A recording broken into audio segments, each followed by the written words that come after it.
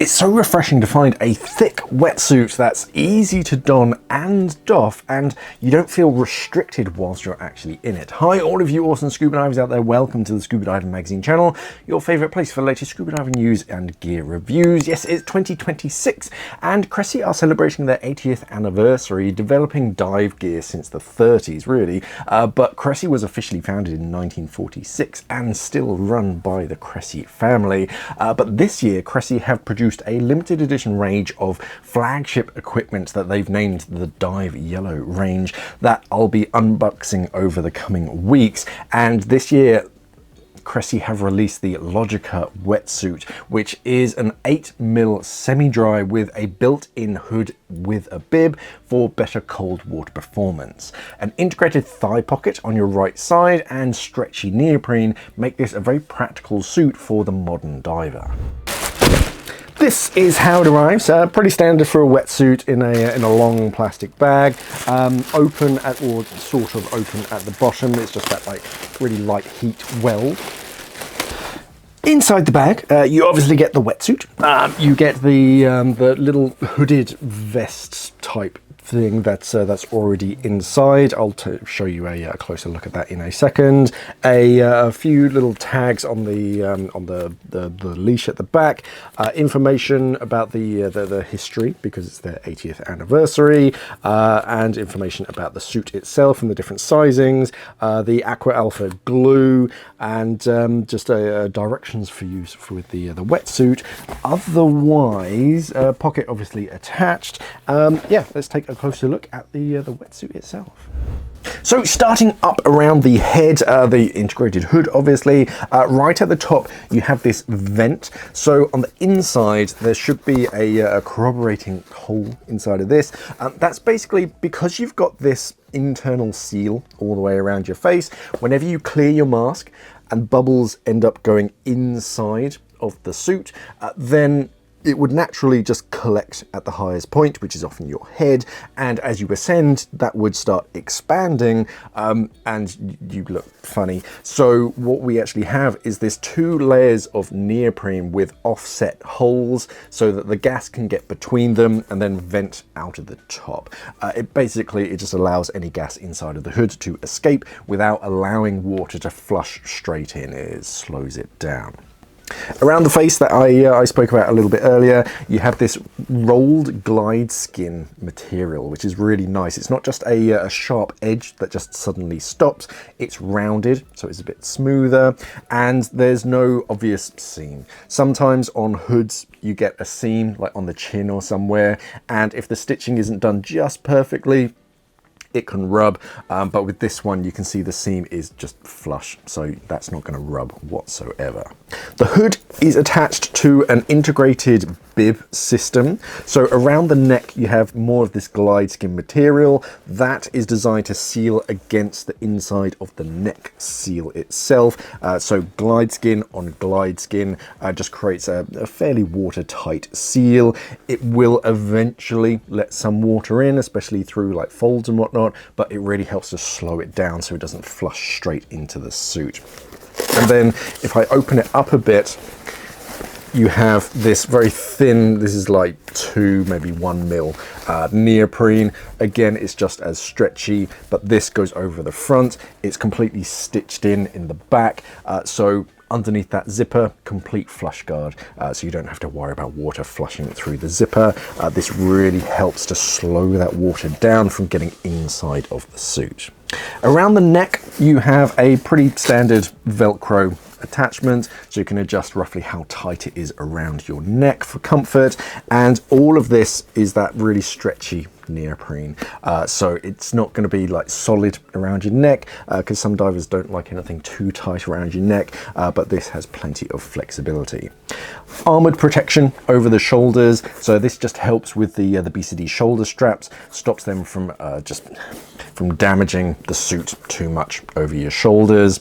The stitching itself is double blind stitch, so the stitching is on both sides of the neoprene, but no one stitch goes all the way through the neoprene, and that's important because if you basically punch a hole through neoprene. That's just a channel for water to get inside of the suit, but the stitching in double blind stitch kind of turns back halfway, so it doesn't go all the way through the neoprene and let water in.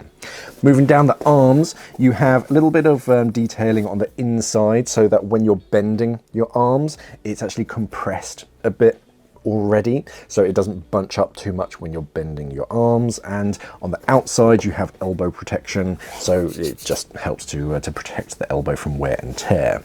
Just about here along the cuff you have an internal hydro seal, which is more of that glide skin material in like a cuff like halfway up your forearm, so that when you're wearing gloves you can layer up your gloves to again slow the water from getting inside of the glove, but it's not going to compromise that internal seal from slowing water from getting up your sleeve.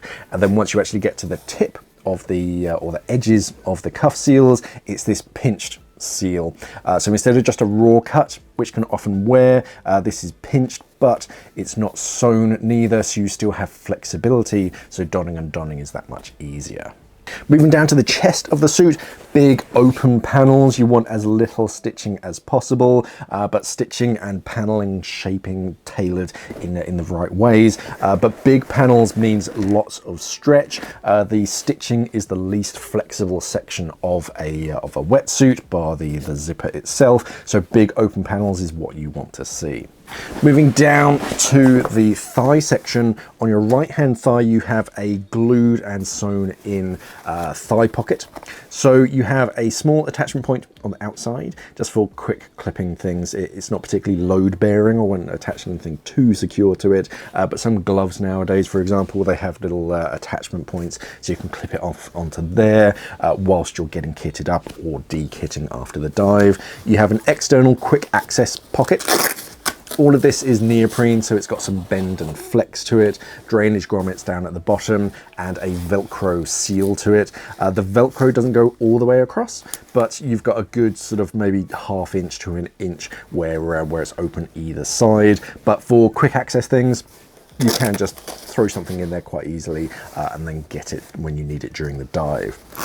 Zippered closure on the main section of these pockets, and these have quite a bit of depth to them, and again it's neoprene, so if it's oddly shaped, if it's like your emergency backup mask or something, you've got that kind of flexibility. And when it's in there, because it's neoprene, it kind of hugs it close to your thigh, so it's not just flapping around or feels too big. It just molds to the shape of whatever you put inside of it. Inside you have a big D-ring to attach something onto it. If you're putting multiple items in, or if you're just having one particular tool that's you don't want to lose, then you can attach it, you can clip it off onto that when it's in the pocket. Open the pocket, it's not going to fall out, but even if it does fall out, it's not going to go too far until you actually unclip it. Moving down to the knees.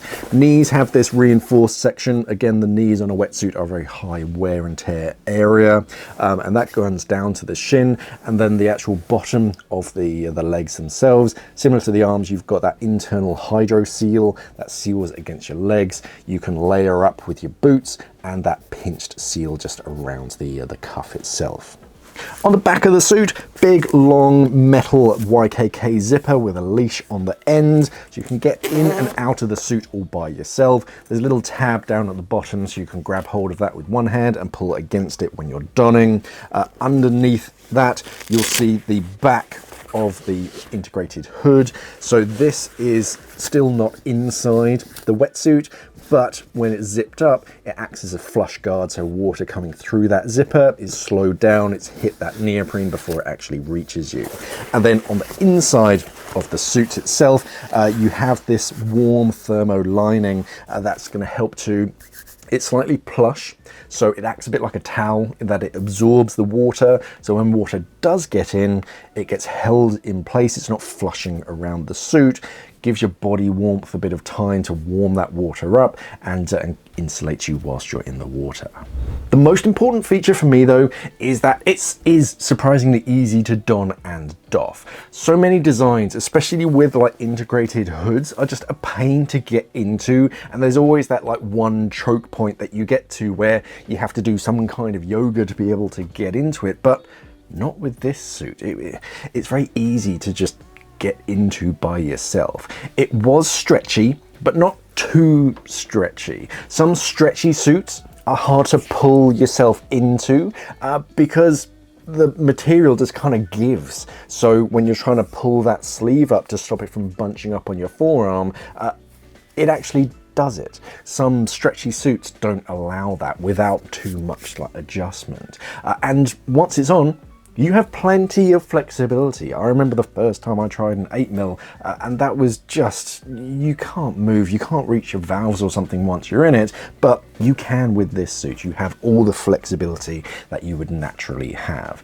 It is buoyant, but it's an 8mm, they're all buoyant, and it's very insulating. The integrated hood works very well with that neck seal to really slow that water down so you don't get that first chill when you first jump in. That water has to work its way to actually reach you, and then by the time it actually reaches you, it's not as cold, it's been warmed up a little bit. Who's the Logica for?